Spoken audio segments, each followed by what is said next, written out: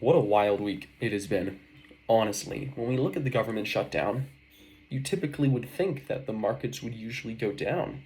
But causation and correlation in this case are something that has not occurred. We've seen the markets actually pump, which is quite interesting. If I look at gold right now, gold's sitting at almost $4,000, 51% year to date.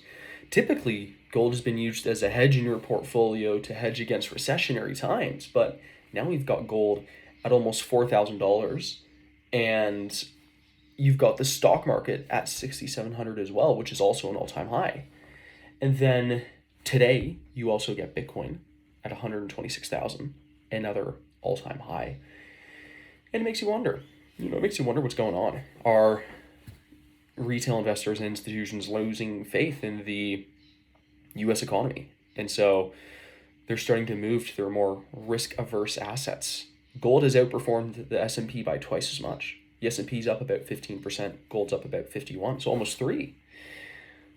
But correlation in the past and causation has been every time gold's gone down, the stock market goes up. And every time gold goes up, the stock market goes down. Very clear positive correlation for the last 100 years. But now we've got them following the same pattern. Now we've got your risk-averse assets like Bitcoin that are starting to become almost your safe havens. We saw the same thing when Silicon Valley Bank and a lot of your FDIC-insured banks in the States started crashing. We had Bitcoin jump from 18K up to about 29, because again, people were like, well, if we're not safe in the banks because a lot of the banks are getting, taken over, where else are we going to put our assets? And I think that started the movement where a lot of people started moving into your risk-averse assets and your sort of recessionary-proof assets, which appear to be gold and Bitcoin, as they're the two best performing assets so far this year. But then we've also got the stock market at 6,700. So it's interesting times to be an investor, and it's even more interesting to see what everyone's saying. And you look at JP Morgan and Goldman, they're all coming out and saying that it's a rolling recession.